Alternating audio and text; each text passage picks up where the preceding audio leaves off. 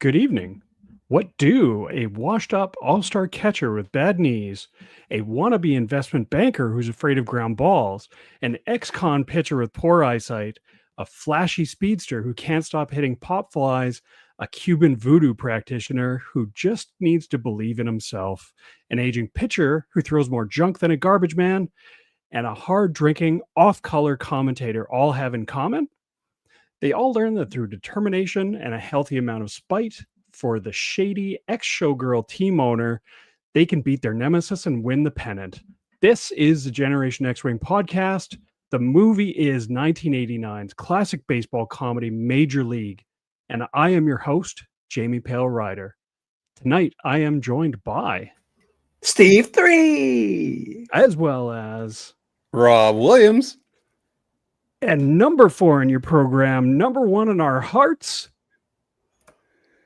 David Suzuki. Finally, someone famous. Our designated hitter. We are, so sadly, Hosnose couldn't join us tonight, but we are blessed with Paul Sun Hyung Lee's presence. Oh, I knew I was going to screw up something, man, and it had to be your last name. Jesus Christ. My last name is easy. It's Lee. Yeah. But Sun Hyung is my middle name. I wanted to give you the props and give you a proper intro, and I fucked it right up. No, it's great. Don't worry about it, Jamie. But thank you. It's a well-written intro. I tried, man. That was from the heart. That was pretty professional, man. Dude, that was all me. I love the way everyone's stepping up the game. Yeah. Right? Yeah, we gotta. I mean, I'm pretty excited for this movie tonight too, so that puts some weight behind it for sure. Yeah, thanks, Paul, for joining us. Yeah, I'm so excited to talk about this movie with everybody. Yeah, we are talking about Major League from 1989. So quick notes on the movie. First off, the cast is pretty stacked. We're talking Tom Berenger, Corbin Burnson, Rene Russo, Charlie Sheen, Wesley Snipes, Dennis Haysbert, Bob Uecker, James Gammon, and Margaret Whitten. As well as honorable mention, I feel like Neil Flynn, who is a janitor from Scrubs in his first credited role. That was him, right? Yes. That's what I thought Yep. it was. That's Yes. Yeah. Yeah. I was really As excited a about bar patron. that. Yeah. Oh, he's so good. These Yeah. fucking guys. Yeah. Awesome. So the movie written and directed by David S. Ward, who also did The Sting, Sleepless in Seattle, and The Program, among other things. Yeah, made on an $11 million budget, made $75 million at the box office, and spawned 2 sequels, which I can endorse watching. Stick with the first one; it's classic. Bakula was in one of them, right? I don't even remember. Scott Man. Bakula. He was, he was in the third one. Yeah. He was in the third one. Yeah, it was awful. You watched that was the one where third Corbin Burnson was the manager of the team, whatever, right? They went back to like AAA, something like that. Yeah, it's pretty bad. I mean, in the second one, what ends up happening is he buys the team and then he runs it into the ground and he runs out of money, so he ends up having to sell it back to Rachel Phelps. And yeah, it's just really bad. And then the third one is just sort of like they just totally phoned it in. It was pretty bad. So let's not talk about that. Yeah, We're we're not talking here to about the discuss first that, one. yeah. I mean, it's a pretty hard act to follow if we're being fair. It sets a pretty high bar in terms of comedies, in terms of sports movies. So Paul, we'll start with you. When was the first time you saw this movie?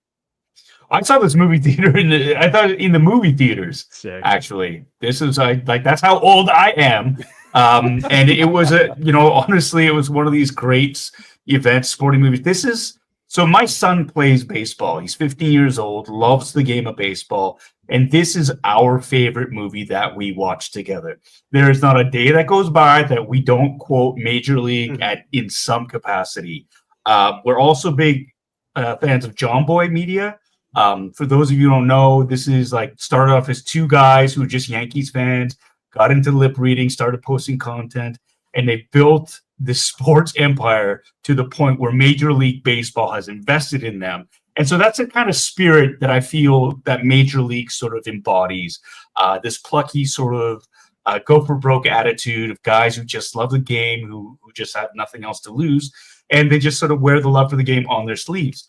This movie features, like Jamie said, an all-star cast, but a lot of them, this was one of their sort of their earlier roles or breakout roles. Dennis Haysbert is in this as Serrano, and it took me like 10, 15 years before I realized, holy shit, that's Serrano, because he puts on an accent.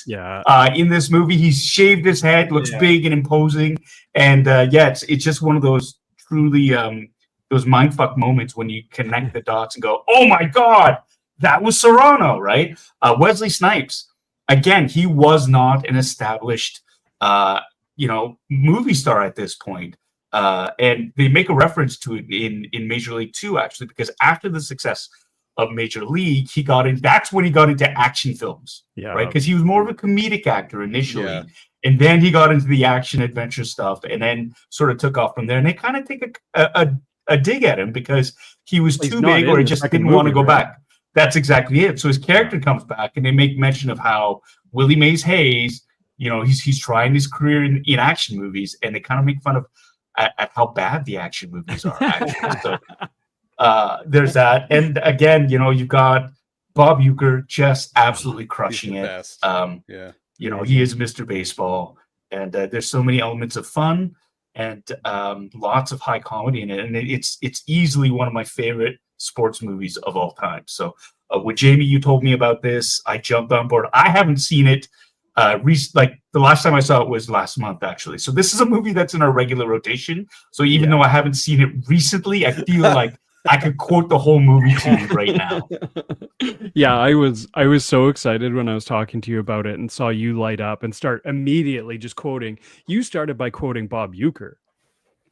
Which is, I mean, it's tough. This movie is super quotable, but I think he's got to be at the top for number of quotable lines. But we'll get to that later. Steve, how about you? Being originally from the UK, how did this movie land with you? I mean, it was definitely not something which was on my radar. I remember it coming out, and I probably had to watch it on VHS, but that would have been it. It's definitely not a go-to for me because baseball wasn't in my blood. And I didn't remember it being one of those movies I had to watch, Was this your first time watching it?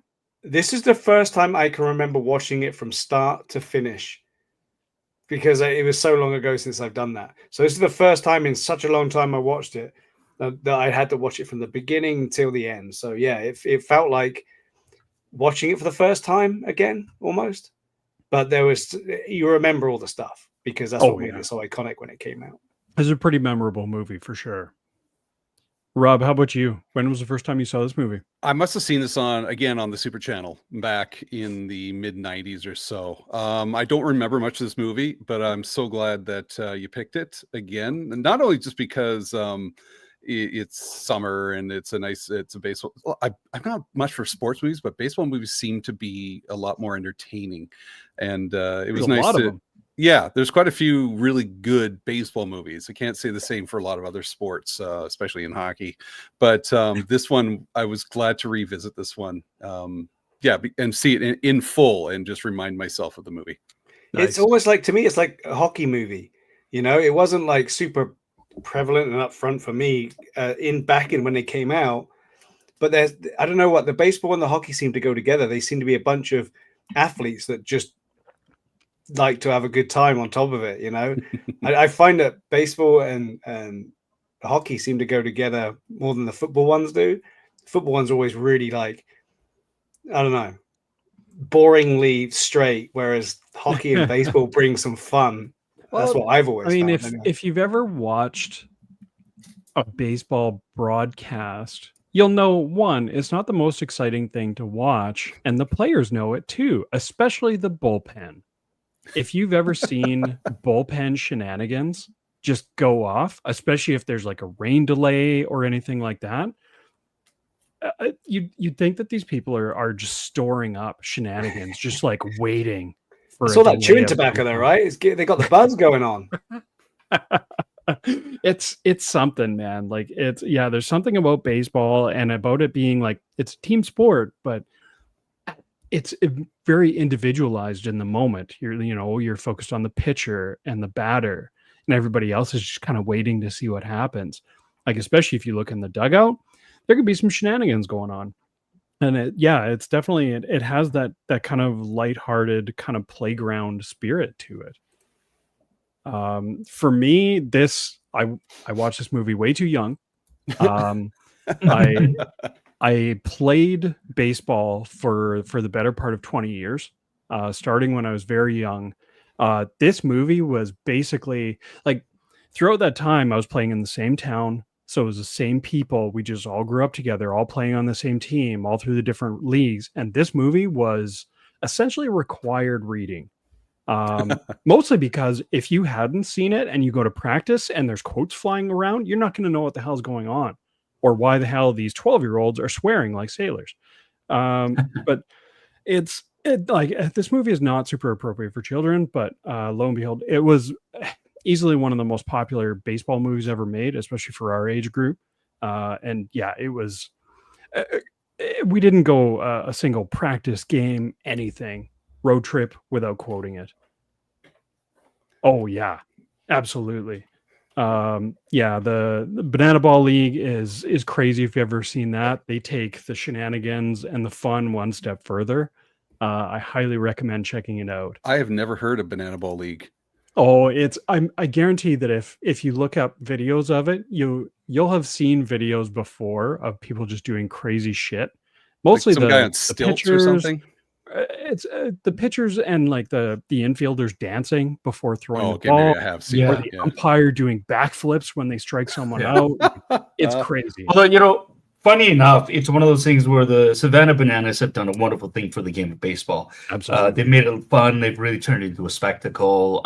Each game, it's about, and I've seen like tryouts for them, and it's just about as much about showmanship as it is talent with the baseball, right? They're looking for guys who can dance. They're looking for guys who can create almost like over-the-top wrestling characters that fans will remember and want to follow. And the spirit of the game is fun, but it's so funny, the comparisons from Major League to the Savannah Bananas or that type of ball is because Major League is actually, they played straight up. And that's part of the reason why I love it as a sports movie. It's not like a Mighty Ducks of Anaheim. No, they do the flying V, and you look and you go, there's no fucking way any self-respecting hockey fan would ever fucking buy this shit. Like, they take a professional baseball team, the Cleveland Indians at the time, as they were called, and they are the laughingstock of the league because they haven't made the playoffs. They play it straight. Yeah, and all the sports is played straight up. There are no real shenanigans. There are a few things that kind of happen in it, like the doubles, the run home where there's one runner right after the other. But that literally just happened 2 nights ago, where it was right out of Major League, where two runners were right on top of each other. They both slid across the plate one after the other, and they were both safe. I mean, they really drove like a lot of that stuff. As fun as it seems, is out of they played up straight up baseball. Yeah, which they treated the sport seriously.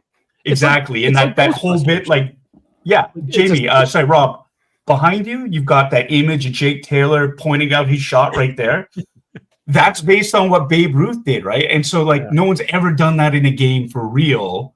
So since then, but they use that, and the way they use it, and the way they employ the strategy behind that, it's a pure baseball sort of move, and that's what I appreciate about Major League as well. There's all the hijinks sort of happen off screen, and the drama happens on the field. Yeah. So there is that, but that spirit of joy is absolutely there.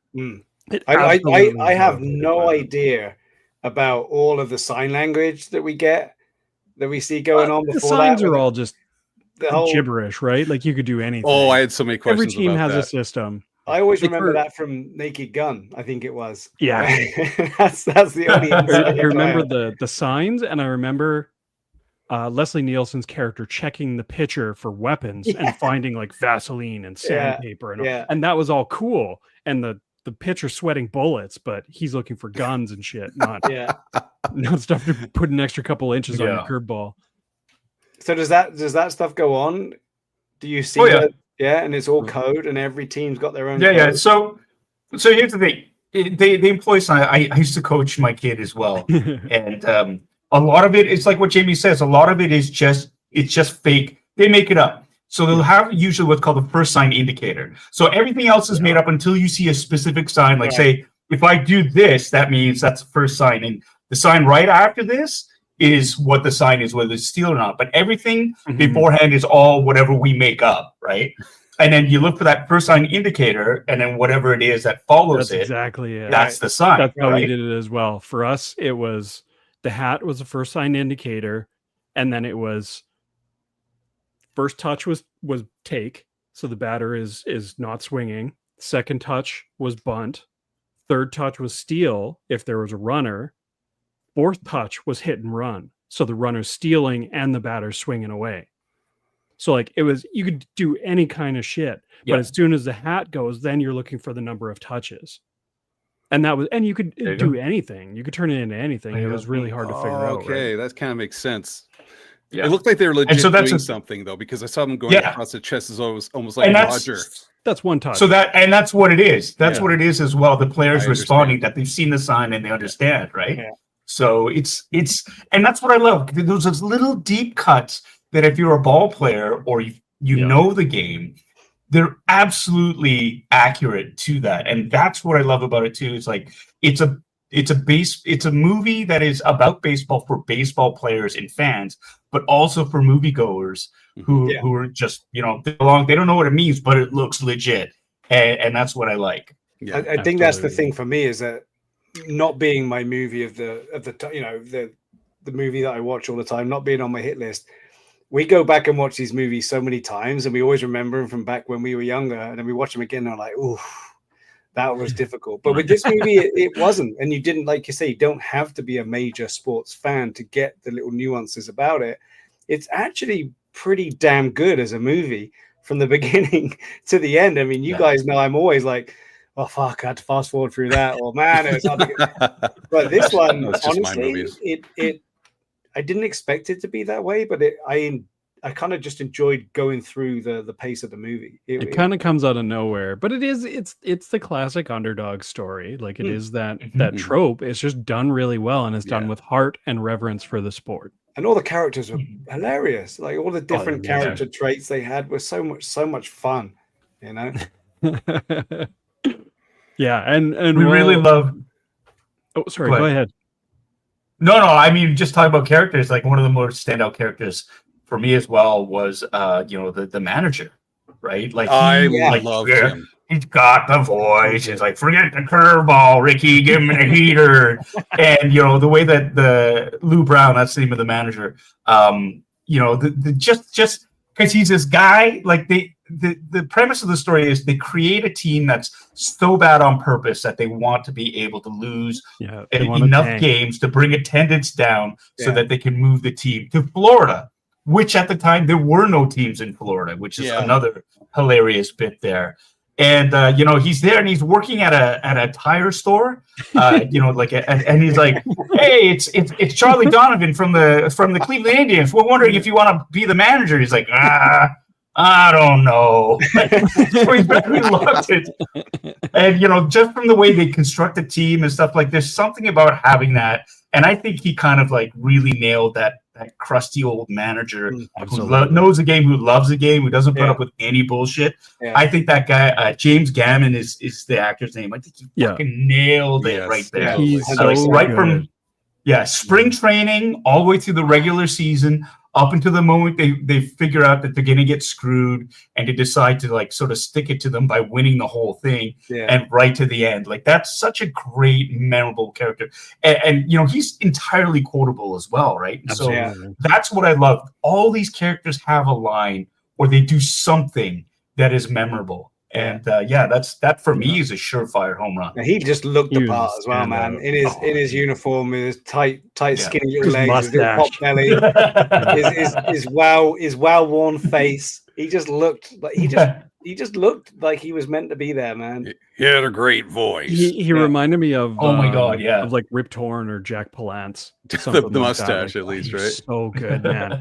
And it was fun to see the baseball manager that he wouldn't take any shit, but he also did genuinely care about the team, the players, and winning. Yeah. He knew what he was up against, and he's just like, no, we're gonna figure this out. And he came to that role, and the story. Honestly, it was really fun to watch. It was a great way to introduce everybody at the with the training camp. You got to know, it was just kind of, here's the lineup, introduce player number A, player number B, and they're all just kind of watch and walk on, and each one has their own characteristics, and they're all yammering away about it. It was a great intro for all these characters, and he was the one that really guided it. He was narrating the whole thing in a way. It's like, oh, look at this guy, parking's over there, that sort of thing. Yeah. The writing for that intro is brilliant. Yeah, almost like Top Gun or Hot Shots when they all come into the dorm room and you get to meet all the characters. It was like that as well. And to be honest, I can never watch Charlie Sheen in any movie and not think of Hot Shots. Yeah, that's just embedded in my brain now forever, and that's just the way it's going to be. For me, Charlie Sheen has been and always will be Wild Thing. I want those glasses. Someone mentioned it earlier. The baseball glasses. With dude, they're great. Right there. Yeah. The great thing is, as well, with Charlie Sheen, if you think about Charlie Sheen and Tom Berenger, this is not the first time they had worked together. 1986, they were both in the critically acclaimed and Academy Award nominated Platoon by Oliver Stone. Oh, that's right. And so you go from a heavy war story like that, where they play antagonists, and it's so fucking serious, it aches. And then a few years later, they're in a sports movie where they're, again, they're working together. They become this battery, and it's so cool to see the range of these actors as well, and the types of stories. Absolutely. So a lot of people go, like Charlie Sheen, he's the Wild Thing, but for me, he's that character Chris Taylor in Platoon, and for me, Tom Berenger will always be Sergeant Barnes from Platoon, right? But I love that they are both, like, for me as well, it's also Ricky Vaughn and oh my god, Berenger's character's name, Jake Taylor. She's, because I said Chris Taylor from, but I mean, and that's the thing, right? So it's great. I mean, they're both so believable in the roles, and it is one of those things where you look at the actors in the 80s and you kind of go, damn, those guys could do it all. Yeah, a few of them in this movie have done other movies together, right? It's not just those two. There was a few of them that have all worked together in different things. Yeah, like Charlie Sheen. This was not his first baseball movie. The year previous, he was in 8 Man Out. 8 Man Out. That's right. He also played ball in post-secondary and was considering going pro. That was because I noticed he actually knew how to throw a ball. Legit. The other pitcher just it was obvious he couldn't throw Harris. the ball. Well, Harris was an athlete. He was just old. He did play baseball. He played basketball growing up. Well, he looked like he was throwing a basketball. Charlie Sheen was pitching in college, and he was throwing 80 mile an hour. 80, which is pretty crazy. The thing is to get him to make his pitches look, because him that was him throwing, and to make it look even faster, they moved the mound up by about 10 feet. As well. They did for a lot of it. And so, but I mean, it looks legit. But I mean, that's the thing, right? And when you first start to pitch the ball when you're 10 years old, the mound is 55 feet away from home plate, and as you get older, they get big, until they get to the 60 feet. Right, 60 feet 6 inches, but like 10 feet, that makes a huge difference, and that will make an 80 mile an hour fastball seem like it's 90 plus, right? And so Charlie Sheen has admitted after the fact that he did take steroids in preparation for this and got his fastball up to 88 miles an hour. Oh wow, fast enough to travel through time, kids. Actually, I had a question for Paulie. Now they were clocking his pitches in this movie at around 98 or so, 96. Yeah. What's the speed nowadays for baseball pitches? So here's the thing: there's an epidemic in baseball right now because velo is king. When I say velo, I mean velocity. And there is this big push where they want, before, like say during that time in the 80s, pitchers were expected to go 9 innings. Like that was it. Like you were expected to complete games and stuff. Nowadays, pitchers if you're lucky, they'll go 6 innings Mhm. on average, 6.5, 7 innings. Right. But the big thing is they want fastballs topping off at 99 to 100 miles plus. Okay. And that's why there's an epidemic of Tommy John surgeries, a lot of pitchers hurting the rotator cuffs or elbows, blowing out their elbows and whatnot.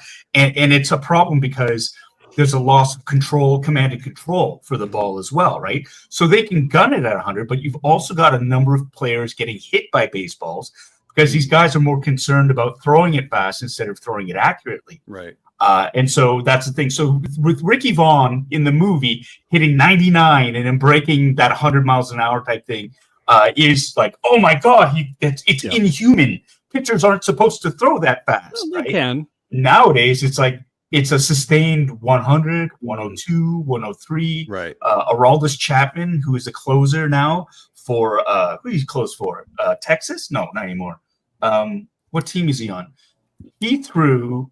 And he's 37. He threw 3 pitches well over 100 miles an hour. So it is one of these things where that's the new norm, but it's not really good because these guys, it's not sustainable. It's not sustainable. Well, back in the day, I remember pitchers like Nolan Ryan and Randy Johnson throwing 100. And yeah, like they weren't super young guys either. Like Nolan Ryan, God, he played for years after everybody thought that a normal player would retire. But yeah, they were some of the hardest throwing pitchers in major leagues. But yeah, 100 at that time was like Hall of Famer speeds. Like most pitchers were throwing like 90. Okay, I had a feeling. I just low wanted 90s. I was curious. And Nolan Ryan's one of those. I didn't watch baseball. He's one of the live. most famous pitchers. He's ever. one of the few baseball cards I kept when I was a kid. Was a Nolan Ryan card. Yeah. Yeah. Or really, anything with the Cincy. really fast pitcher.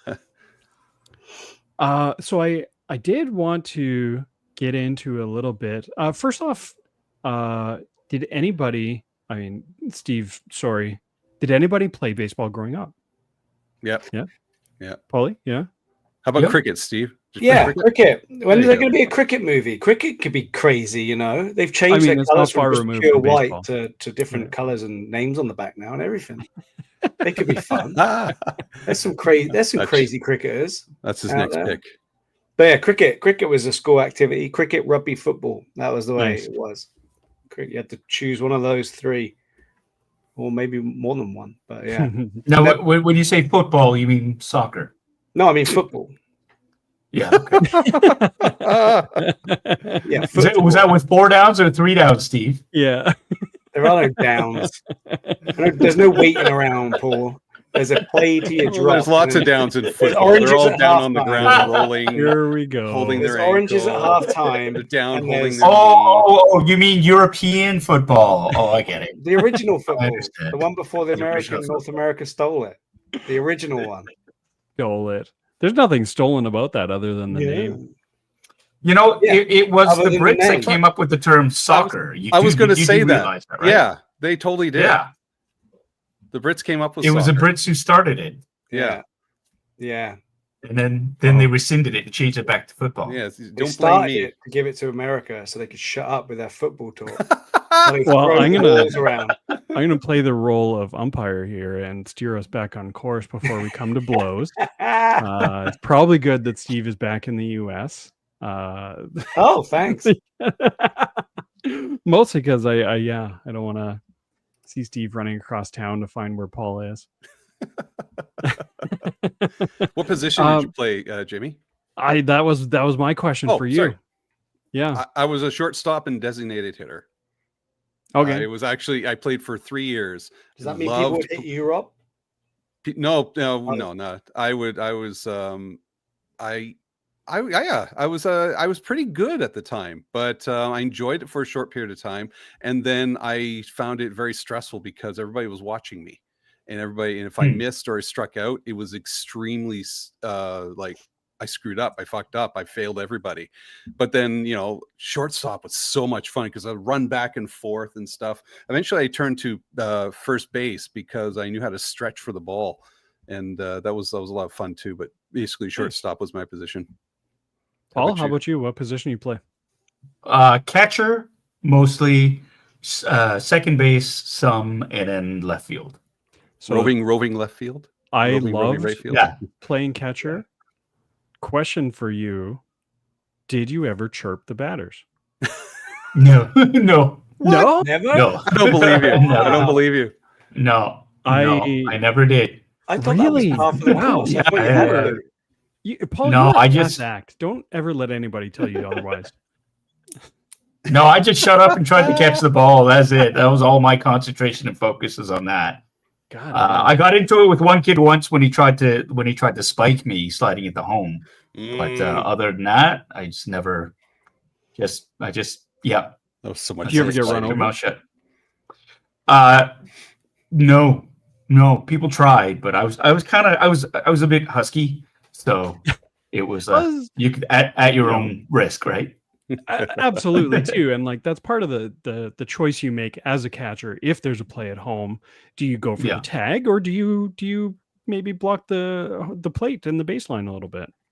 Yeah, no, I never tried to tag anybody. I just I just hunkered down and just just prepare for impact. It's more fun that way. Yeah. Well, I mean, back in those days, you didn't have to worry about giving them a lane or whatever. absolutely. Just sit on the plate and just go. Yeah, So, that's your plate. I will confess that I'm not as classy as Paul. I absolutely chirped batters every chance I got. It went so far one time that I used the excuse of someone trying to steal third to ring a throw off someone's helmet. He was a right-handed batter, so he was on my left, and there's a runner going from second to third trying to steal. So I tried to throw him out, but I put one off his dome. nice. Yeah, it was funny. You didn't see it coming. Anyways, let's get into favorite scenes here. First scenes. Paul, I see you sweating, so I'm going to throw to you because it's funnier that way. Favorite scene. One we'll do around the horn, and we'll come back to you if you have more, which you probably do. So Jeez. it's like picking your favorite child. You got to pick one. Look at the long swinging pull one from the down. drink first, buying time, building courage. And it doesn't have to be your ultimate favorite scene, just a favorite scene. Oh, you started with me. Absolutely. Oh, I thought you were going. Yeah. Oh, I thought you were going around the corner to the horn I and, thought you were and ending buying with time. me. No. Oh no! I was sitting You're back. the Oh, guest here. jeez. I'm throwing to you. There's a whole sequence where that my son and I we sort of riff off all the time, which is hilarious. And it's Ricky Vaughn. He's in there and he's throwing, and it's got a number of huge moments in it. He's pitching, and it's like he throws the first pitch, and it's way outside. And Bob Uecker, who's calling the game, goes just a bit outside, right? And he's like, "Whoa!" And it's like ball 4, ball 8, ball 12. Wow, Ricky Vaughn has walked the bases loaded on 12 straight pitches. How do they hold off pitches that close to the zone? And the next one, he goes and he serves up a meatball, and a guy fucking hits a grand slam home run, and like, ooh, and it's gone. Like, oh, they go around, and then they cut to the coaches, and Pepper goes, "Hey, you want me to go get him?" And the Lou Brown goes, "Nah, let's see how he handles it." So the next batter comes up, and the first pitch just fucking squares him right in the back, right? And Lou Brown goes, "Interesting." And then there's an exchange where the umpire goes, "You're out of here." And Charlie Shee's like, "What? He's hanging over the plate. The ball slipped out of my hand." He's making up all these excuses and shit. He's like, "Get out of here, rookie." Yeah. And Lou Brown says, "I think you better go get him," right? And he goes, and they have to carry him out of there. He's like, "Oh, blow me up." And it's just chaos. And I just, for me, that encapsulates so much of Little League baseball. It's Blow me up. Walk. Hits a home run, and then he says, "Oh, well, at least it was a strike." And then the next guy gets plunked, and it's just, I don't know, that for me just shows somebody who loves the game of baseball and has been through it. And that's like, we always quote that segment right there, because my son pitches as well. And there are times like, it's a 3-0 count. He's like, "Fuck it." And he just hits the batter. It serves a couple of purposes. One, it kind of scares everybody. They're like, "Oh shit, he hits people." Yeah. And he throws hard, right? And so, As they long as either you give stay in you a the little game. ground or, yeah. And that's the thing. Like, he doesn't go head hunting or anything, but he's good at squaring guys either right in the ass or right in the back, like the lower part of the back. So it's just like, okay. When you And played, so- did you ever see someone get beamed on purpose? No, not on purpose. You never. At least I hope it wasn't on purpose. Yeah, no, I've never seen it on purpose, but I saw one guy get hit on purpose once. He was on my Right. team and he deserved it. Well, there you go. He hit a dinger and trotted around the bases. What does that mean, trot? yeah.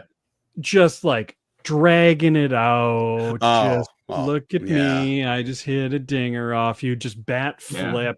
Next time he came up, first pitch. Fastball right in the numbers. Trot this. Yeah. Absolutely. He deserved it. It's like fighting in hockey, right? Like you settle your grievances on the field. Yeah.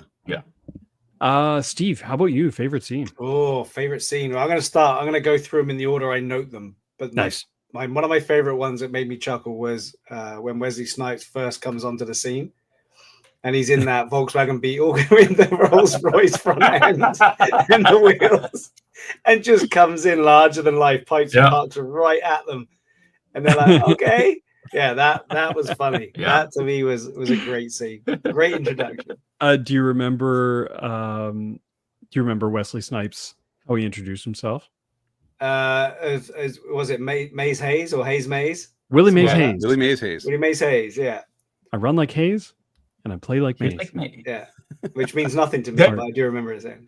But whole- Willie Mays was the say hey kid, and Yeah. Wesley Snipes always said say hey. Say hey. And Hayes was an Olympian, a sprinter in the Mhm. 60s. Yeah, I loved his intro. It's a His great whole scene. intro, though, like from getting booted out before camp even starts to him running the sprint in his pajamas, Yeah. in bare feet, like after like starting from 50 yards back and That was beating good. those guys. But that whole bit where he goes, "I'm going to put on a hitting demonstration," and he goes up and he tries to do that bat trick where he hits the bat and he fumbles that like and he goes and he fucking keeps popping it straight up, which is brilliant because that's really fucking hilarious. And then Lou going, "All right, hold on. With your speed, you should be legging them out. Every time I see you pop it up, you owe me 20 push-ups." I love And it. he fucking does it again and has to keep doing push-ups. I In the think game. is a great, And here's the thing, a little fact. Wesley Snipes could not throw the ball. No. There is not one shot of him in the entire movie throwing the baseball. Oh wow. He catches it, he hits it, he steals bases, but you never see him throw the ball Yeah. because he couldn't. Is I it couldn't like, throw the that's ball. brilliant. But he like did. Joaquin Phoenix with He did his apparently nails? master. He mastered hitting the ball straight up in the air. I was going to ask, like, Yeah. how That the was real. heck was he able to do that every time? He figured it out, but couldn't figure out how to throw a ball, save his life. It's amazing. Yeah, brilliant. All right, Rob, over to you. Favorite scene? I gotta say, the ending. It was a great climax. I mean, yeah, you have the picture, and Are you talking now that- about like when Tom Berenger's character is up to bat? well, actually, it's. I'm just just the whole taking third the act? entire ending. Yeah, no, from the you can't do minute that. from That's the not a scene, minute Rob. Wild Thing walks in, and it's Yeah. that just built it up for me. I mean, the picture is pitching like crazy, and now after you explain that back then they were supposed to do all 9 innings, I'm like, why is he in there for 9? But now I understand. But it's just like the walk in, the intensity, and it was just really exciting. And Serrano getting his moment. Everybody got their moment. Before I started the movie, I just thought this was strictly about Charlie Sheen's character, but I was so happy that every single character got their moment, got their time to shine. Even And then- Dorn. Yeah, even Dorn. And Yeah. even at the end when he gets to punch the nose. So right? basically, Rob, you've just taken probably 16 amazing Yes. scenes and taken Yeah. all Yeah. of them for the Yeah, but you Yeah. guys can Yeah, you can so Rob dissect doesn't it know later if you want. the meaning of the word scene. Yeah, but we'll- Okay. Okay, well, anyways, so Thanks The for sharing movie, your favorite the act of the movie was movie, Rob. great. All but the no, scenes, everybody got their moment, and it was Yeah. it was a fantastic build, and you guys can dissect it, and I'm not dissecting it for you because you guys will probably pick it, but it's just the whole section was really good. So No, it was great. And I love it too, like Serrano's bit. Like when he finally, because Oh, like they set it up right at the beginning in training camp, where it's like Yeah. they have the music a dun dun dun dun dun dun dun, and he's fucking just cranking balls out. It's like, oh, this guy can hit a ton. How come no one ever picked him up? He's all right. That's Charlie throwing some curveballs, and he fucking starts throwing the soft stuff, and he keeps like, and he's like, he can't do it right. That just kills me. And then at the end, when he says, all right, Jobu, I stick up for you. I defend you. If you know, help me now. I say, fuck you, Jobu. I do it myself. Yes. And that's just when you see him launch that ball. Oh my God, that is such. Yeah. I mean, that is the epitome of a great sports movie. When you see people overcome and triumph in that way, it's just, and like you're right, Rob. There's so many instances of those personal victories that happen to every one of these characters that has struggled with something. Mhm. With Dorn, it was his defense and his hitting and being a team player, right? Serrano hitting that. Wesley Snipes being able to steal, get on base, leg out, that little dribbler and get on base and then steal the base. Charlie Sheen finally being able to strike out the mustached guy, right? Yeah. It's just like shit like that it's just, it's incredible when you add it all together. I love Well, Wesley Snipes when he just moves his ankles and his feet ready to steal. He does this little wiggle with his feet. That's just really great. As classic Ricky Henderson right there. Oh, is it? Yeah. Yeah. At the time, the Oakland A's were a pretty dominant team, and Ricky Henderson was like the fastest man in baseball. He stole ridiculous amounts of bases. I swear that Willie Mays Hayes is based on Ricky Henderson. Oh, yeah, for sure. For sure. Fun fact about the Serrano moment. Did anybody notice that, other than Paul, because I'm sure you got this, Serrano carries his bat around the bases. I noticed that. Yeah. I thought that was weird, actually. It is weird. People don't do that. He loves that. There is bat. no He rule loves his against it. But Dennis Haysbert hit several home runs during the filming. That was his last one, and he was so excited that he forgot to put the bat down when he rounded the bases. Well, it kind of goes to the comment, just credit to the editors for working with what they had. Because that they weren't able to hit every single pitch and make it look fantastic every time. But Yeah. It's mostly That's the movies. the leaving your bat when you hit the ball and run is just an unspoken rule. And it's mostly because, like, if it's not a home run and you're running flat out, it's really hard to do so when you're carrying a bat. yeah. That's great. Haysbert actually had an emotional moment when they actually were filming the final game, and they had tens of thousands of extras in the stands. Yeah. And they all come out onto the field, and there's just that roar. Yeah. And they had a couple ex-pro ball players in the mix with them, and one of them noticed that he got a little misty-eyed, kind of stepping out onto the field and hearing the roar of the crowd, and he's like, "Yep, that's what it's like." Yeah. Is it strange for that many people to just swarm the bases after the game? There's like a ton of people there, and they kept coming down off the stadium there. They don't allow that anymore. Yeah, No. I couldn't figure they would. But like there have been instances like in Yankee Stadium, for example. There's that one where Reggie Jackson hit that one home run, and like people are swarming the field, That's and he's like October. elbowing people out of the way so he can touch the bases and make it home, right? Because Mhm. that's even though it's a game-winning home run, you have to complete the play for that run to count. And when fans are running onto the field and getting in your way, like if the umpires wanted, they could call that like fan interference, and just they could have discredited the whole thing. And so baseball, they've had to really, really crack down on people anybody who is not a baseball player or an official stepping onto the field now. Yeah. Even the crowd, the but- scene where the fans are dancing and jumping on the Yankees dugout Yeah. when Vaughn comes out, that's not okay. That's Like what that's I you figured getting that. ejected Yeah. from the stadium. Yeah. That's what I figured. Yeah. Yeah. So they take some liberties there, but it's all in good fun. I think it's just me left for scene, right? Yeah. For the first round, favorite, my favorite scene is Vaughn coming out to pitch against Haywood in the last game. Just the music kicking up and the crowd going nuts, and him His doing turtleneck. that it's supposed to be cool. It's a night game. But his because like most pitchers, when they're called out of the bullpen, they run, they at least jog. He walks. And like it was such a fun mixture of cockiness, but also like he might have shit his pants. Like it's a strut. Like he's strutting in time to the music, but he looks nervous. I love that. Wow. Just that. What a great movie moment. It's interesting that you see nervousness in it because I see nothing but determination in his eyes. Like he's on a mission. He marches out there, and I love how he's still playing and he's taking his warm-ups and he's just whipping it in and whipping it. He's trying to focus.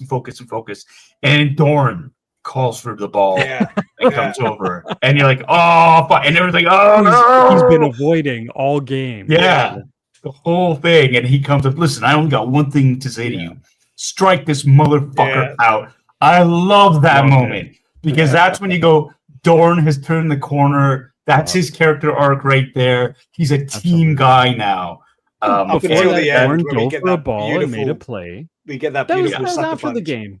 They still had some shit. That was good though. That was good the way they came back to it. They didn't just leave it. I love the fact they came back. Yeah. I mean, Dorn had it coming, but yeah, that was a great character arc for Dorn. Absolutely. But those are really electric moments. I'm really happy that Sheen played it well in this. Like, I guess I'm so used to 2.5 Men and all that weird stuff near the end of his career, but this was like, I really enjoyed watching him in this movie. And it's been a while since I've seen Platoon, so I can't remember that. But he wasn't the main character as much as I thought he was going to be, and I kind of liked it like that. It's not ensemble. It was a great ensemble. It's an ensemble. Mm-hmm. Allie. Hey. Hi, Allie. All right. So Paul, back to you. Any other other than the whole? Oh my God! Any other scenes? Yeah. Spring training games with Willie Mays Hayes when he tries to steal second and he slides and he comes up like he's like 3 feet short and guys, come on, and gives him the finger.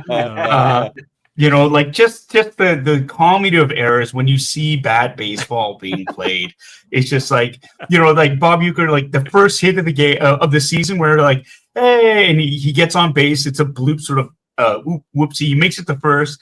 And Bob Uecker looks over at the press box, and they're all like, "Yay!" And then he gets thrown out because he gets distracted, and he looks over, and they're all like, "Yay!" And you kind of go, "Yeah, that's it." And then the Japanese groundskeepers is like, "They're shitty. They're shitty. They're still shitty, right?" Like I just like this had it all. The only thing I think that really doesn't age well with this movie is the stalking of Jake Taylor. He stalks the fuck out of his ex. That's what my notes are. He doesn't take no for an answer. It's just so like you look at it now and you go, oh, that's so inappropriate. Like he follows her. Yeah, right? But back then that was the whole, it's a romantic sort of comedy moment where it's just like, they're in love with each other and this and that, and this is meant to be and blah, blah, blah. But it's a wonder that, like, if that was in the mainstream, and this is 1989, that was the mainstream, that was the message in all these rom-com movies, is that if you were just persistent, she would come around and see you for how awesome you actually were.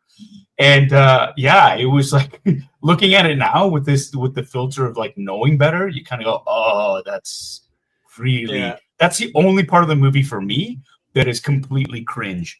Now I found it so weird. He was able to just go inside the building. He just broke in. It just broke in. Well, the elevator just opened up to the place. First of all, the first house, and the second one, he just walks right in. So either they're not locking their door. He's kicking them in. It's funny, right? Because I noticed there was no like. This isn't a soundtrack movie. This isn't the sound. You don't go out and buy this just to get wild. Right? Nah. Yeah. But I noticed it was really quiet. It's one of those movies that doesn't have a background score or anything like that. It was fairly quiet up until the stalker moments, and they played the most romantic, lovely love songs as he's stalking her and breaking into her apartment and stuff. And I mean, to be fair, she didn't exactly kick him out. She took all her clothes off and had one last go while she was still talking about the wedding. So that one was definitely a little bit. Yeah, there you go. Tell me it was written by a man without telling me. It was just so bizarre. But that was the only time I noticed music. Written by a man, written in the 80s. Yeah. Yeah. Allie's not just read it. excusing, Allie's but comment. The stalking was the worst Yeah. part. She wasn't into him and engaged, so he problematic. doesn't take no for an answer and then screws her. Yeah. But I mean, like, he saved her because she was, marrying a banker. Yeah, he saved her. They can go to It's Mexico that whole now. thing. They go to Mexico. Like, it was She goes such a- back to swimming. And it was such an interesting, like, awkward moment too when he goes in there and he's, "Oh no, Jake, come on, sit down." And the dinner fiance tries to, tries to humiliate him by going, "Oh well, like, he still plays and blah blah blah." And it gets really awkward. And at the end, he says, "Thanks for looking out for being so concerned about me." He says, "Well, I just wanted her to know what you would have. She stuck with you, right?" He's like, he says, "Stay away from her. Suck my dick." Like, that is such 80s dialogue right there, right? Yeah. Like, two alpha males fighting over the woman type thing, and it's just like, Yeah. But even the I don't know, other, the it's- other woman there, the fiance or whatever, the other wife, she was just into giving him the Yeah. eyes Yeah, all the way She was through. into it. It reminded me of Like Step how Brothers. he didn't Thirsty. like try and like pump himself up to the group either. He's like, No. no, I make No. league Yeah. minimum. Yeah. yeah. It's like he was humble Yeah. and trying not trying to be a big shot or anything like that in that Yeah. scene. Well, that whole thing too is like, oh, I didn't know Cleveland still had a team. It's like, yep, they gave us uniforms and everything. We got uniforms and, it's just like, the sweet Yeah. old couple. Yeah, I love that. They Yeah. were cute.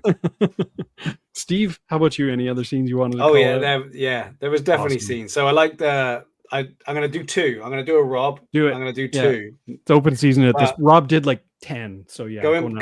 Going back to the coach. The scene where the owner walks in and he's just butt naked and he just comes walking out on his war cry and then just like holds it. Nope, I'm good. I'm good right here. And That's she's like, his character though. He does yeah, not it give a absolutely shit. was. And Too that old bit to where- give a shit. is it Dawn? Dawn Yeah. comes over and says, if you read here, it says in my contract, I'm not allowed to do anything strenuous. Oh, And he God, just whips it out and pisses right on it and just walks off. Doesn't say another word. So yeah, those two Yeah. scenes were hilarious. Great. My it's that first look. note. It's that look Yeah. to each other, right? Yeah. Like he my pisses God. on. They're Yeah. both looking down, and they both look in each other's eyes. It's mwah, beautiful. Yeah, amazing. That's Rob, good. how about you? Any I other? I got quotes for first so act, I'll second just act? hold off there. But All yeah, right. I that pissing moment was my first note I took. I my was like, God. I think I'm gonna enjoy this movie.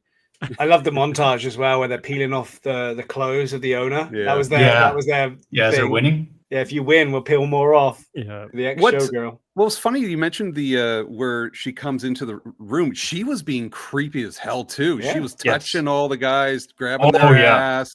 I Yeah. was like creeped out on that as well. yeah. So, It was a bit of a creepy perfect, scene for but- sure. yeah. Well, she Knocking on the she's- cup. Oh Yeah. yeah, and like she pats Slapping Serrano on the Serrano's ass. Like she didn't Yeah. pat it. She Yeah. slapped that thing. Yeah. Yeah. Yeah. Like she was creepy as well, and like she played the bitch well. Yeah. Did you guys know that in a previous, and they actually deleted the scene, they had it and they removed it because test audiences hated it, that in a earlier version of the movie, it sort of is revealed that she did it on purpose to try to get the team to rally around each other and to get them to hate her on purpose so that they would win. Because in the end, what she really wanted was a team to win. And this was all a big elaborate ruse on her part. And so audiences saw that and they hated it. I hate that. So yeah, they Yeah. changed it so that she was just a straight up villain for the Yeah. movie. And Yeah, makes I'm sense. glad they did. Yeah. I- it Yeah, was- that was definitely something that I had seen in my research. I'm happy that you knew about that as well. Yeah, Yeah. they it's basically a scene where someone finds out and she fesses up. She's like, "Yep, Yeah. this was the plan, but if you tell anybody, I'll have you fired." But yeah, like all the scenes in between, like where she's watching the games, watching them lose, Doesn't make sense. it doesn't Yeah, make no. sense. No. It doesn't line up. It feels like just a cheap gag for the end of the movie. I'm happy they cut it. Yeah. Yeah. The other thing they cut out of the end of the movie was the wedding between Jake Taylor and the librarian lady. Oh, Um, that's good. Yeah, test audiences also hated that, mostly because it takes the focus off the team. Yeah. It's funny you say that totally though, agree because with. Rob, like last movie with Brewster's Millions, the way it ends just stops at the sign of the contract and walking out the doors. And we were all upset that there was no extra little bit that we could get at the end of it. Whereas this movie seemed to kind of do the same thing. They win. This was an ensemble movie, though, instead of being focused on one guy. Oh, yeah. And but it's the team. It was cut. Win, cut, done. Actually, that's a question I had. Like, I was a little bit lost. The only time I got lost was this the World Series or was this a game to get into the World Series? This was for the pennant. So it was for the American League Championship. Okay, okay. To get into the playoffs, yeah. But which is kind that's of where a it funny stopped. thing to end on, but it is. Yeah. The commentary the whole time was, let's not even talk about a World Series. These guys haven't won a pennant in 30 plus years. So that's what the game on the line was for the pennant for the American League. Okay. All right. That's a little bit confusing, I think, for people who are not baseball fans, because they would take that as this was the championship Stanley Cup final sort of thing. And they would have. In reality, they would have gone on to play another series in the World Series. Yeah. And if you watch Major League 2, you find out that the first round of the playoffs, actually, they get destroyed. Like nobody can hit anymore. It's like they look and go, oh, okay. And it's funny because it's very much like real life, where like teams they go through an emotional, series to sort of move on, but then they're spent. They're completely spent emotionally, physically, and they got nothing left in the tank for the next round. And it's funny because they were fighting for first place, basically, overall, the pennant and the right to go into the playoffs, because back in those days, only the top teams in every division got to go. There was no wild card. It was you were either first or you were out. And that's, people argue that made the races that much more intense. But it kind of got really hard because it was you couldn't make enough. There wasn't enough baseball, and so that's why now they have 3 wild card teams instead of one. Yeah.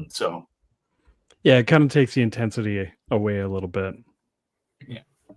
Okay, so I know we're coming up on our time, but I did want to get to quotes. The tough part will be narrowing down our quotes and not just quoting the entire movie. So Paul, again, we'll start with you. Favorite quote in the entire movie? Go around. I go to someone else because my mind is. I gotta. All right. I have too many. There are too many. Everybody gets one. Steve. Oh, this has to be the favorite one or just one? Yeah. I mean, honor system. Really, I can't tell you if it's your favorite or not. But. Yeah, shoot for the stars. I only had a couple of them which I wrote down because you're right. All of them are great. I mean, to me, it's anything from the commentator guy. He was class. But I'll go with. What's your favorite Bob Uecker quote? That's pretty much it, isn't it? Oh my god! Yeah, how can you do? Yeah, I mean, there was one way because the thing I loved about him was the fact he just had his bottle of Jack Daniels next to him. And Paul's already mentioned that just a bit outside on the pitch. That's a classic from the trailer. But there was one scene as well where he's like, and tonight is brought to you by, and he's just half cut. He's like, he's going for the baby. He's like, I don't even care anymore. Fuck it. He's done. Yeah. I love that one. Who cares? And underneath that, I got written, and we're doing this. I can't remember what they called it. Like they were calling it something like that. Free admission to anyone who's actually alive the last time the Indians won. That was my favorite one. So I've got it here. Just a reminder, fans. Coming up is our Die Hard night. Here at the stage. Yeah, Die Hard night. Free admission to anybody who was actually alive the last time the Indians won a pennant. Oh, that's so good. Real quick, they've won the championship since then, haven't they? A few years after this movie, they got really good. Yeah, Cleveland. Yeah. Yeah, I believe they've won the championship since then. Yeah. So. Yeah, they did suck at the time this movie was made. Yeah. But then I want to say like in the late aughts, early tens, like they got good. That's what I thought. Yeah. Yeah. So that it kind of broke the movie canon a little bit. But yeah, Rob, favorite quote?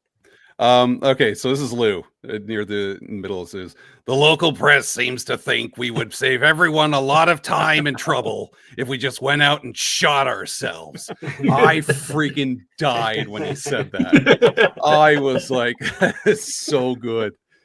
His build up to- delivery is amazing too, right? Yeah. he's just flat, and I literally had to stop, and I was like, "This is the best." So All right, Paul, we're back to you, sir. There's two. Like I'm just gonna do different ones, but one is Alright. Bob Uecker when he's introducing Clu Hayward. It says, "And up next is Clu Hayward, who leads the league in all offensive categories, including nose hairs." Which, I mean, that's off the cuff, and he just improvised all those lines, which When is he great. sneezes, he looks like a party favor. yeah, There you go. I got The other one is, it's such a little write-off moment, but it's Charlie Sheen all sullen. We're in that fancy French restaurant, and he's got the cut-off face, and they make him wear a tie, and he's like, "I feel like a banker. Yeah, I look like a banker in this. I look like a banker," Yeah. and that fucking kills me. So does not. sucking on Oh, a Coke at That the was my same time second too. favorite quote was I look Yeah. like a banker in this. Just Banker. yeah, the situation. So mad. It's like, all right, Ricky, house rules. I also liked Bob Uecker describing Haywood after the facial hair and the offensive commentary. He said, "This guy threw at his own son in a father-son game." That's right. I got that written down too. That was so good. I love stopping. I was like, I gotta get this word for word. This is good. This is good. So All right, Steve, back to you. It's Any kind of others? a Are you scene. spent? It's kind of a scene and a quote, but the scene is where, again, I can't remember the names because I don't watch it all the time. The older pitcher, what was his name? Harris.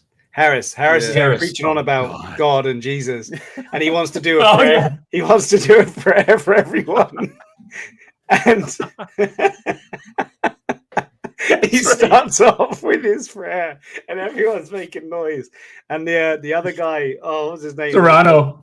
No, Serrano with the Are you cigar. talking about No, Dorn? no. Dorn when he farts. Dorn when goes, he's "I'll like, be "I'll be in my and office." Just Yeah. waves Yeah. it off. Yeah. Serrano's my third favorite quote in that scene when Yeah. he sets off that like pyro in the Joe Boo Yeah. thing, and he's like, Have "What? to wake up. Have to wake up bats?" Like just Oh, earnestness. yeah. That reminds me too when they're going. He introduces. They're all around Serrano's locker, and he's got Joe Boo there, and he's doing all this stuff, and he's explaining why he has to give. He says, fastball I hit very well, but bats scared of balls that don't go straight.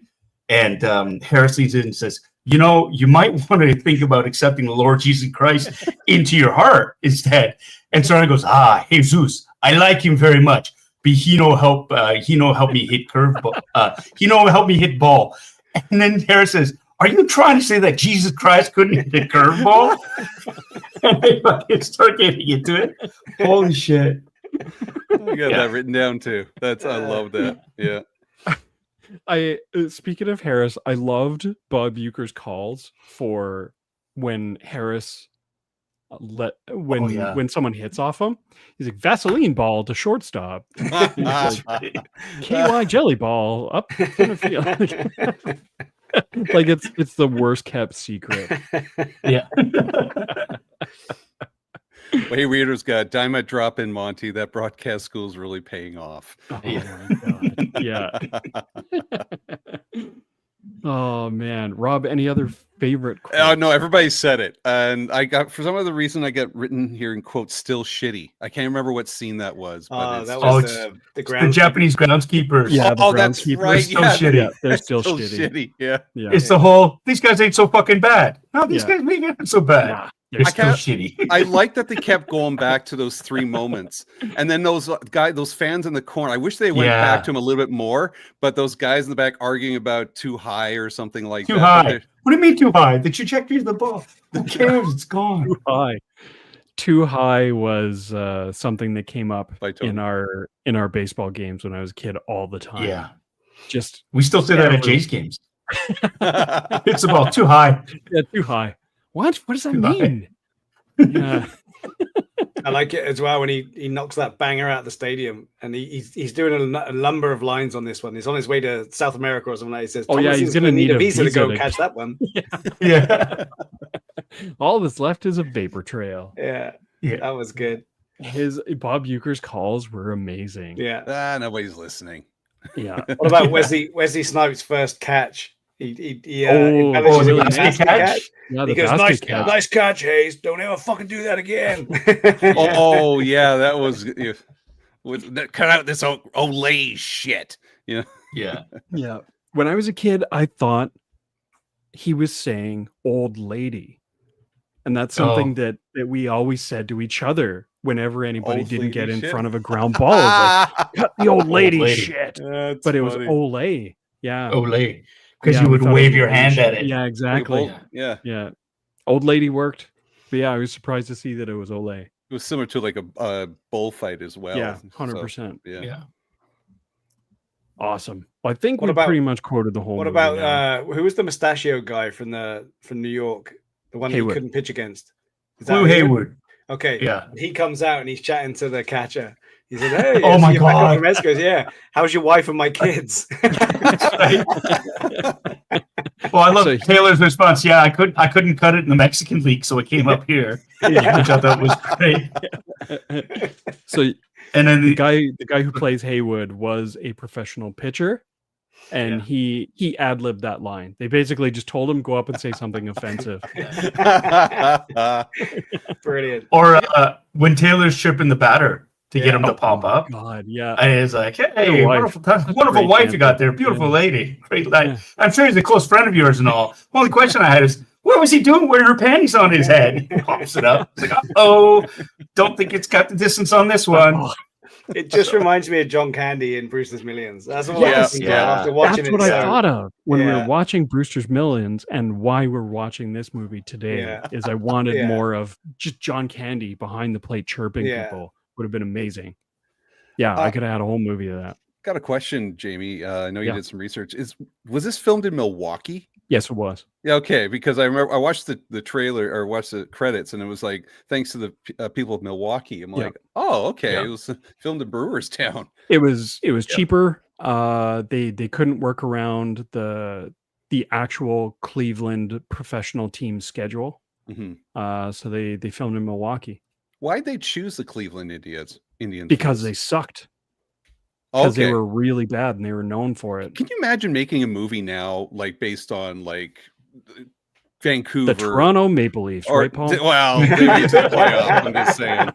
So, but making a movie based on a really crappy team nowadays, it's just like I don't know if people would go for that anymore. That would be the Buffalo Sabres. Yes, it would. You know, if you're going to do hockey, it would be Buffalo. Like a continually. So I hear Sure, the not Toronto talking thing, but the thing is, but Vancouver wins during the regular season, right? Like Cleveland was a team that was just, again, to quote Lou Brown, you know, it'd be easy if we just went and shot ourselves, right? it is one of those sad sack sort of franchises that everybody just kind of writes off. And I think there still is an element where people love an underdog story. It's classic. And what better place to start than like some team that's on the bottom that has, you know, nothing left, and it's totally believable. But that the man, you know, the team owner says, you know, when Charlie Donovan discovers that she's trying to tank on purpose, she's like, what are you trying to lose? And she says, we've been losing. Yeah, I just wanted to lose enough games so that we can relocate to Florida, right? Yeah. So it's one of those things where it's a plausible storyline because there are teams out there that are that bad, and you know, you look at that. Oakland right now is kind of the epitome of that. Colorado, the Rockies, they're so sad right now, and they won't even probably. And I think there's something in place where they're not even going to win the first overall pick in the draft. You know, and they're going to set a record for how bad they played this season. So baseball is rife with examples of terrible teams. But Cleveland's a good town to do this, to make fun of, or look at the intro too, right? Yeah. Like it echoed Brewster Millions, where they have the diamond right next to the refinery. Yeah, that's like in the backyard, and they're showing just like the city just covered over with smog and shit, and the song that's being sung by Randy Newman is about the river being so shitty that it caught fire.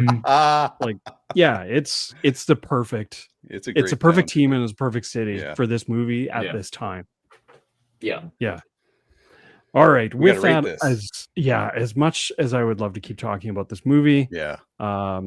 we do need to close things down. So yeah, we got to rate it. We got to rate it out of 10. Steve, you look deep in thought, so I'm going to start with you, sir. I'm going to give this one a 7. All right. Short to the point. I got through it. That's the thing. It was an enjoyable movie, and I would. So that's a 7. Sparkling review. I threw it 7. I got through it, and I would watch it again. Right, I'm not going to watch it again and again and again, but I would watch it again. It's entertaining, man.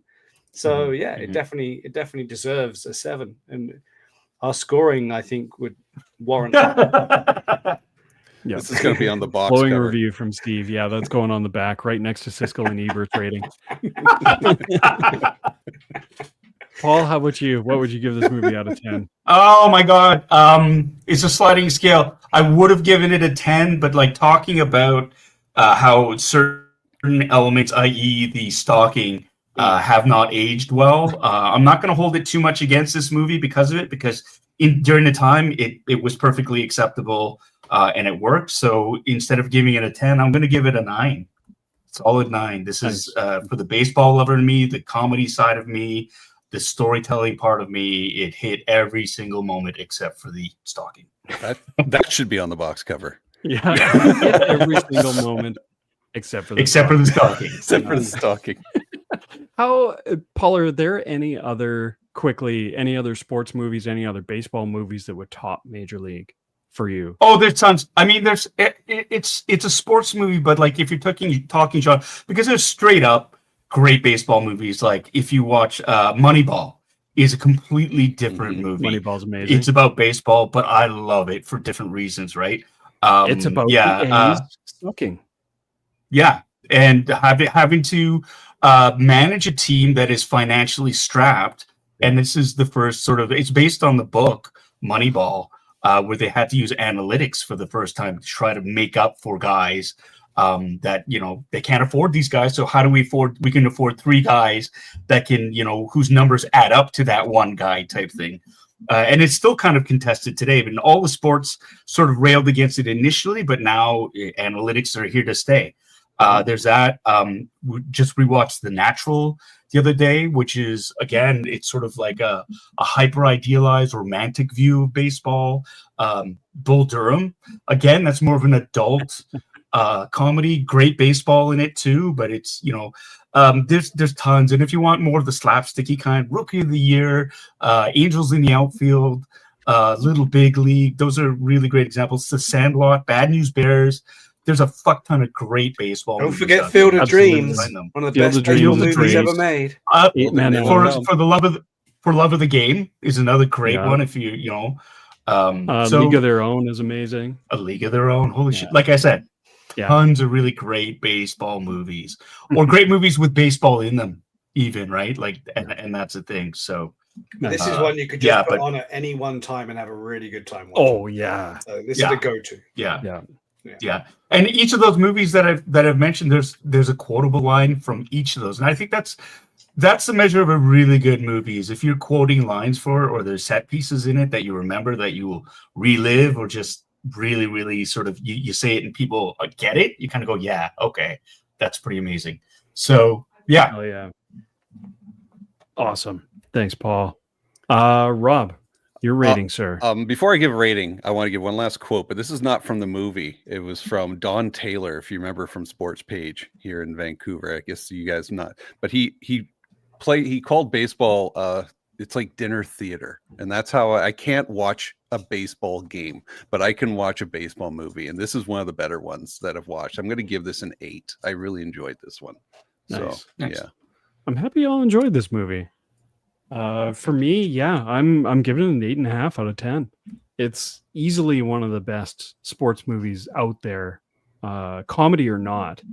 Like I put this up there right against movies like Sandlot, League of Their Own for me.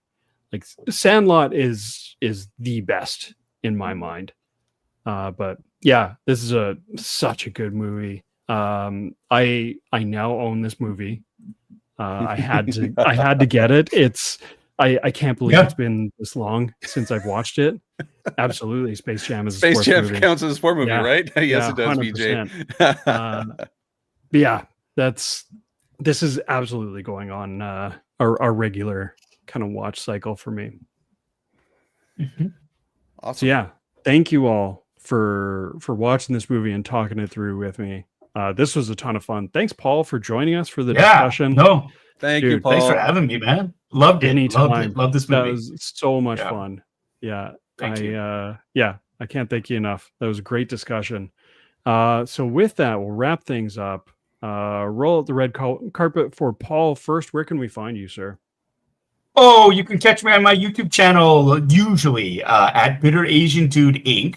I have a show usually on Sundays, although I haven't been broadcasting in a while because I've been a bit busy. But it is Fun Boxing Sundays, usually around 8 p.m. Eastern, where I open up a bunch of geeky collectibles, do a half-ass review, and we chat. So, yeah, it's a lovely community over there. We talk toys, we talk Star Wars, we talk everything. And there's a drinking game involved, too. So join us on a Sunday when I'm broadcasting and see what the hype is all about. Steve's ears Nice. just perked up. Drinking? What? Yeah. There's drinking. There is drinking. Paul has merch. Check it out. It's Oh, super yeah. blurry, but it's there. Oh, way to go. Thanks, Jamie. Hey, supporting a friend, man. Steve, how about you? Where can we find you, sir? You can find me on Instagram, Shitspackle Muppet Farm, also Steve3D, and you can also find me on hopefully Saturday mornings around 10:30, the cartoon time, where we're doing unboxings of Micro Galaxy Squadrons on the DL44 network. Nice. But yeah, there's a couple of places there to find me. Yeah, keep an the eye on me. unboxings Make are sure a I'm ton of safe. fun, man. Thanks. Yeah, I love them. It's fun watching that stuff come out of their plastic prisons, as you say. You're slowly swaying me to the dark side. Yeah, Open them. Open I love get it. I your love that toys out. mentality. Yeah. You got to play with your toys, man. You got to Yeah, play with man. your toys. Wow, and you guys are next level, Steve. Like with you, like printing out the clips, like the mounting clips, so you can actually like. If you're gonna get them No, out, you got to do yeah. something with them. Yeah, 100%. I love that stuff. Yeah, it's amazing stuff. Thanks. Myself, you can find me on the Generation X-Wing podcast YouTube channel and the ongoing series Ready to Believe. We're still talking all things Ghostbusters. We just did like a roundup of Ghostbusters Day at the Firehouse. We Close to- talked. Yeah, over 1,000. We got a 1,500? decent amount of views. Yeah. We're at 1.6 last I checked. Wow. So yeah, people seem to like that one. We just talked about Men's Health Month and how that relates to That was out Ghostbusters. yesterday. And coming up, we will have a review of the Tools and Talent enhanced audio book, Sticks and Stones. Yes. So yeah, check it out soon. Yeah. Rob, how about you and the podcast? Where can we find you?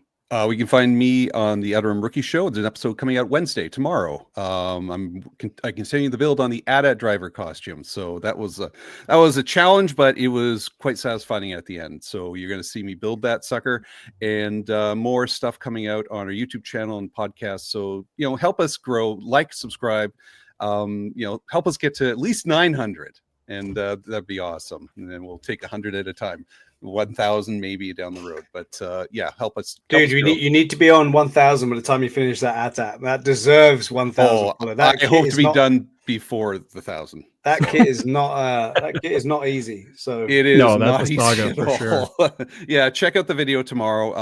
I learned a lot. So, and it's I'm learning to also in editing shorten the videos as well, so people enjoy watch the build, but yet not watch every single moment of it.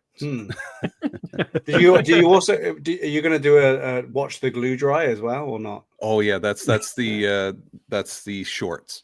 I'm just gonna watch. Yeah, the no, glue dry. it's going to be right up there with Steve's new channel, Drinking Out of the Hydro Flask on the Chill 44.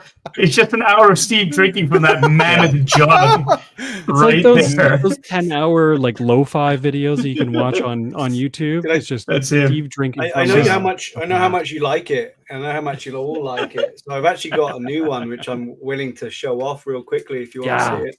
Does it take? Oh, two- please. Is it a filled up barrel? yet, but I'll let you see it. Show us. Okay. please. While he's doing that, It's a barrel. I would have worn the bitter hoodie, but I've been wearing that so much at work with the last couple weeks of school that it's just it kind of fit the theme.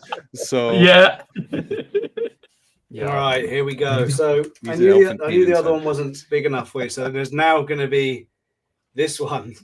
Yeah. Lord, Look at that. it's like a chug jug from See, Fortnite. You know, Dude. yeah, I see kids on the baseball team bring that with them for 2 games of baseball. Yeah, yeah, it's Like a amazing. bazooka. It's amazing. God, So you gotta work when though. Steve's not drinking from his hydro flask, he likes to take a dip in it. He's just soaking his hydro flask to keep himself nice and relaxed. Yeah, Or softens the skin. what did you say? Or creating Foley content for Deep Blue Sea. Titanic. Yeah. Yeah. That's right. Gotta stay hydrated, people. Stay hydrated. Yeah. Just staying hydrated and then drowning yourself. Yeah. All right. With that, let's wrap it up. Yeah. Thank you again, as always. Thank you, Paul, for joining us. Thanks for everybody who stopped by and watched the live stream or listens to this after the fact. And until next time, be kind to each other. Yeah. Bye. Take a drink, Steve. Yeah, let's hear you take a drink. Go for it. Chug, chug, chug, chug. chug. I'm drinking from a straw. It is. It's like a straw. It's ideal. Yeah. I don't even have to tilt it back. It's like Oh, it's a sippy cup. Oh, it's an the adult drowning sippy safety cup. straw. Adult sippy cup. Nice. I still managed to dribble though. I mean, that's just Ali old comes age. in and dabs your chin. That's Yeah. nice. Yeah. Do you want to do I an think we're intro, still Jamie? live. Yeah, I can do I it. think we're still live. Yeah, we're still live. Jamie, you want to do Okay. an intro before we go off? Live? 468. 468, yeah. Gotcha. All right, for everybody at home, little Yeah. peek behind the curtain. We're just going to do an intro for the recorded podcast after the fact. It is episode 468 of the Generation X-Wing podcast, and tonight I am your host, Jamie Pale Rider, because we are talking about my movie, 1998's baseball comedy classic, Major League. 98 or 89? Damn it, did I say 98? Yes, you did. Oh, I got one, finally! No one's gonna know. damn it. I will know. Do you want to do the show again then? Because I think you started off with that. Yeah, we got No, you. Damn it. Don't say that. No, yeah, we got to talk about it all over again. All right, Yeah. take 2. It is episode 468 of the Generation X-Wing podcast, and tonight I am your host, Jamie Pale Rider, because we are talking about my movie pick, 1989's baseball comedy classic, Major League. Snickering through With- it. We're keeping with that special take. guests? That's it. With special guest? Fuck's sake. No, just add that. I'll edit it in. with special guest. All right. I'll- Shut up, Rob. Good. With special guest Paul Sun Hyung Lee. Say hello, Paul. Hello, Paul. Wow. That Okay, was, I that can do was something with that. professional. I can do something with that. Ah, as far from That's it as we awesome. can get, kids. That's awesome. How we do it. We're gonna end this stream. Thanks, everybody. Bye. Bye. Thanks for everybody who tuned in, and we'll talk to you in about 2 weeks or so. Yeah. So yeah, and hopefully in 2 weeks Thursday. Yeah, this is a rare Tuesday one we do. So all right, we'll see you next time. Bye. Bye-bye. And 3, 2, 1.